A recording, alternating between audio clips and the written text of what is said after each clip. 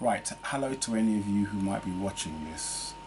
I've seen on YouTube quite a few men telling their horror stories about the child support agency. But most of you guys are American and say it's obviously the child support agency in America. Well, there's not many men telling stories about the CSA UK. Well, I'm going to be maybe the first to tell a story about the child support agency in the United Kingdom. And I hate to say it, they're just as dirty as the American version. Here's my story. I met a woman I had a brief relationship with. She spent the weekend at my house in April '08. She spent Friday at my house to the Sunday. Anyway, she came on the Friday and she was sick. Not just once or twice, but she was sick constantly. In fact, it wasn't just the Friday, she was sick the Saturday and the Sunday. We were sitting in front of the television. I can't remember whether it was either the Saturday or the Sunday, but I asked her about it and she told me it was food poisoning. Now, I've got 3 children of my own. In fact, I've got 3 children with 2 different women, and both of them suffered with quite severe morning sickness. So I recognise morning sickness when I see it, and that was not food poisoning she had, it was morning sickness. After she finished telling me about the food poisoning, she looked at the television and she would not take her eyes off the TV, but from where I was sitting she could see me looking at her, and I looked at her for 2 or 3 minutes non-stop, and she knew I was looking at her and she pretended that she was staring at the television. And that's what happened there. Anyway, I only knew her for about 3 to 4 weeks, and I realised that she wasn't what I was looking for. So I told her, and she said to me, "You can't dump me, I'm pregnant and you're the father." And I said, Am I? Am I? You sure you weren't pregnant when we met?" And she said, "No." And I said, "Right, I want a DNA test done." She ummed and ahed at first, and then she agreed to it. We talked for a while and things were fairly sort of civil between us, and then we just broke off contact. Out of the blue in November '08, she phoned me up and said that or reminded me, or felt the need to remind me, that she was still pregnant. So I asked her, "When's the due date?" She said the 26th of January, and my face lit up immediately. And I guess she heard it in my voice that I was smiling. She said, what's up? And I said, "Well, 3 members of my family are born on the 23rd. And she said, "Ah, okay." And we sort of had a laugh and joked about it. Anyway, we had a few conversations with each other that were quite civil between us. One of the conversations we had, she joked, "Why doesn't she come round to my house on the 23rd and let me start her off so she could give birth on the 23rd? So we sort of joked about it. Anyway, we didn't speak again after that. Out of the blue, on the 8th of January, she phoned me up and said she'd just given birth. I said, "What? What about the 26th? And she said, "What about it?" And I said, "Well, your due date's the 26th.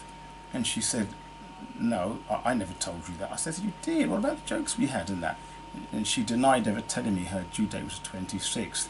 Anyway, she lost her temper with me and hung up, which is one of the things I never liked about her anyway. Whenever she loses her temper, she just shouts, especially if it's over the phone. She just shouts and hangs up, which is exactly what she done. Anyway, she phoned me back the following day and said that she gave birth prematurely due to preeclampsia. Now, if she served a full term, then there's no way I could be the father, because obviously she would have conceived before we met. The only way I could be the father is if she gave birth prematurely, which is what she's claiming, because she nearly died and she was rushed to hospital. I'm dying. I don't believe that story for 1 minute. Anyway, it was a couple of weeks later. I can't remember, either she phoned me or I phoned her. Anyway, I asked her to send me a picture of the baby, and she sent me a picture. I looked at the child and I thought, nah, That child's not mine. And that child's not even Afro-Caribbean. So I asked her for another picture of the baby, and she sent me another picture. Well, they're two different babies. Let me just show you the pictures of the babies she sent me. This is the newborn baby, brand spanking new, and this is the same baby about a month later. There are two fundamental differences between these two babies. I'm not going to say what they are because I don't want to put words in anyone's mouth, but I've shown these pictures to 1,001 different people, and no one, not one person, has said to me that's the same child. Some people have even laughed. The only person that came to her defence was somebody from the CSA who said that she might have accidentally sent me the wrong picture. Well, this is Claire's first child. She's a proud mother, and she's going to mistakenly send me a picture of somebody else's child? So anyway, I asked her about it, and she insists that's the same child. I'll leave that there. Anyway, we after the dust had settled, which was finished shouting and hanging up on me, blah blah blah, we didn't talk for I think it was a month or two. We didn't talk. Anyway, she phoned me up out of the blue. It was all nice to start off with, and then she started asking me for money. She started saying she's bought this for her daughter. She kept referring to her as our daughter, and then she started trying to brainwash me. Oh, she's got your eyes, she's got your feet, she's got your temperament. Is there anybody else in your family that does blah, blah, blah, you know, the normal stuff? And then she started asking me for money. She asked me for £1,500, and I said to her, I'm not giving you any money until I get a DNA test. And she done what she normally does. She shouted at me down the phone and then hung up. Anyway, again, we went quite a bit of a period without speaking, and then she phoned me up again, and again she started being all nice, and I said to her, what about the DNA test?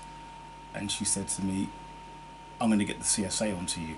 I said, well, you can get the CSA if you want to, but they can't do anything because I'm not the father.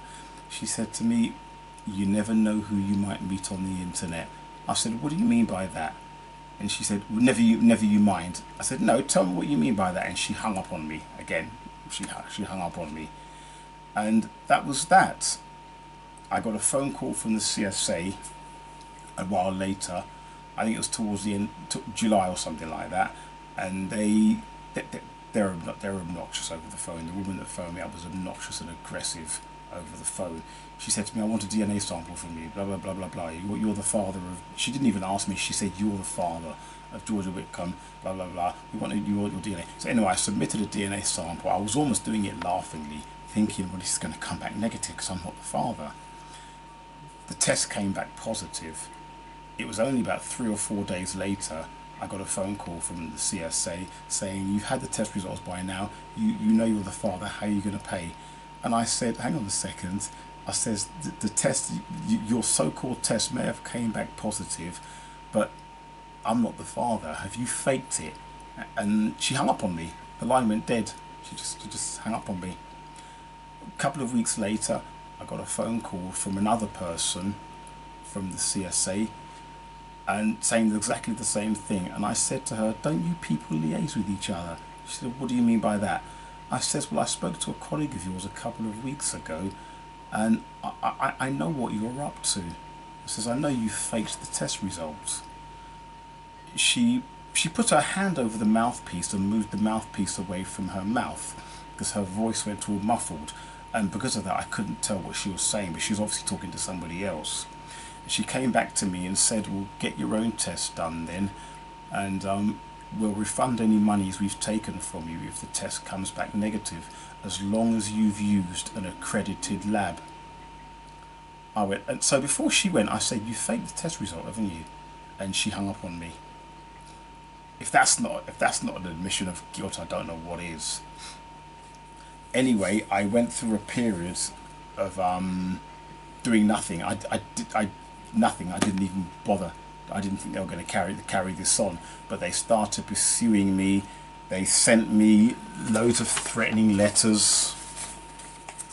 I'm not going to go through all of these individually, But these are all threatening letters from the CSA. Look at them, there's loads of them here. As you can see, it's got the Child Support Agency's name written down there somewhere. Let me see. Child Support Agency. These are all from the Child Support Agency. That enforcement one is them coming after my house, which I'll go into at the very end. Some of them are threatening to take my driving license away, my passport. They threatened to make me homeless. Out of desperation, I wrote to my MP first, a chap called Tom Brake. At first, he said to me, I can't imagine they'd do anything like that. Anyway, he wrote them a letter, and he got a reply, and he said to me that he can't help me. And I says, what do you mean you can't help me? He says, I can't help you, but I'm not at liberty to go into the reasons why. And I thought to myself, you coward, you're supposed to be my MP. It's pretty obvious he's frightened, or he's been told to lay off. So that's that. Anyway, I wrote to the Prime Minister, the then Prime Minister, David Cameron. I've got 3 letters here. If I can just show you. There's my name there, and there's the Prime Minister. Number 10 Downing Street. Don't focus on that. Focus mainly on this. There's my name up there, and there's the Prime Minister, number 10 Downing Street. All 3 of these are letters to the Prime Minister. He's basically told me he gets letters from lots of people about lots of different subjects. It's not his department. He's going to forward my letter to the Works and Pensions Department. Well, I wrote him another letter saying, well, hang on a second, I'm accusing the Works and Pensions Department of corruption, because they're obviously in league with the CSA, because the CSA work for them. So what's the point of sending my letter, my concerns to them? Anyway, the Works and Pensions Department, they sent me a letter saying, you haven't said what your proof is. And I wrote them, I haven't actually got it on me, for whatever reason I've mislaid it, but I'm going to find it and maybe upload another film. But I wrote them a 4-page document telling them what they're up to and how I know, or at least how I know what they were doing to me. And I told them I told them in that letter or document what my evidence was, so they know I'm onto them. I thought they'd let it go, but they didn't. They came after me strongly, and I think this is the letter from this is the letter from that government department. And on this letter, I think they're saying there somewhere, or I should have highlighted it really. That just shows you how bad I am and unorganised I am. But that's them telling me to get my own test done. They've told me to get my own test done. They've advised me on a number of occasions to get my own test done. Well, why don't I get my own test done, you might well ask. Well, in order for me to get a test done, I need a DNA sample of the child. Claire, the mother, has point blank refused to give me a DNA sample of the child. She says that she will not give me one because it will put her and her daughter through too much stress. I put her through stress when she was a newborn, or when she was a couple of months old. And she says that, and I threatened her with the courts. She said, even if I get a court order against her, she will not give a DNA sample over to me. She said, I can assure you she will not be tested. I've since found out that the courts won't go against the mother. If the mother decides she doesn't want to give a DNA sample over, she doesn't have to, and the courts will side with her. And I've been to court with the CSA on 5 or 6 occasions, and the courts side with the CSA every single time. In 4 out of the 5 times that I can remember I've been with them, they have not even allowed me to speak in the courtroom, only to confirm my name, date of birth and address. They will not. One magistrate, he even laughed at me in the courtroom. Actually, he looks like Gerald Kaufman. Yeah, he laughed at me in the courtroom, saying to me, why on earth would the CSA do anything like that? And I felt like asking him if he was obtuse, but I thought, nah, forget it, forget it. And right, that's that. Where I am today, hold on, what's this? Where I am today is they want to take my house away now because they're saying I owe them £20,000, and because I refuse, that's what this enforcement letter is about. The enforcement letter. I've got 56 days to get out of my house. They want to take my house away. I'm married with 3 children, and we're being thrown out on the street unless I give them £20,000 for a child that isn't mine, and for a child they know full well isn't mine. Right, what's this?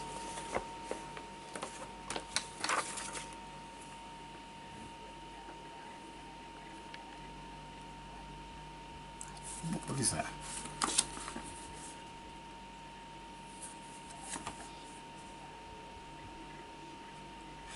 Yeah, I got a letter from them the other day which really confused me. I'm still confused about it now. I got a letter here from the Child Support Agency telling me that from August of this year till August of next year I don't owe them any money. Well, that's rather strange, that is. It's my child. A DNA test has come back positive. They're taking my house away, making me, my missus and 3 children homeless. So why all of a sudden are they writing down here that I don't owe them any money for next year? Because the £20,000 that I owe them, that's arrears. That's got nothing to do with any future payments. That's just arrears. So why have they all of a sudden decided I don't owe them any money? I'd like some comments from Americans, because I've spoken to 1,001 Englishmen about this topic, and most people are on my side. The trouble is I can't get anyone to listen to me who's in a position of power.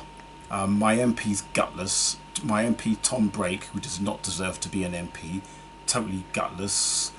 No solicitor will listen to me unless I can meet their extortionate hourly rates, and even then some of them, funny enough, some of them say it's not even a family matter. They say it's nothing to do with family matter, it's to do with fraud or something like that. But then the courts insist it is a family matter. So I'm being told by one party it's nothing to do with them, and the other party saying it is something to do with them. That's it for now. I'd like any comment. I'd appreciate any comments, especially about these 2 pictures and anything I have to say or anything I've said. I've got plenty of circumstantial evidence, but none of it will stand up in court. The only evidence that counts is a DNA sample, but the mother refuses to give me one and says that she will not give me one no matter what. Thank you very much for listening.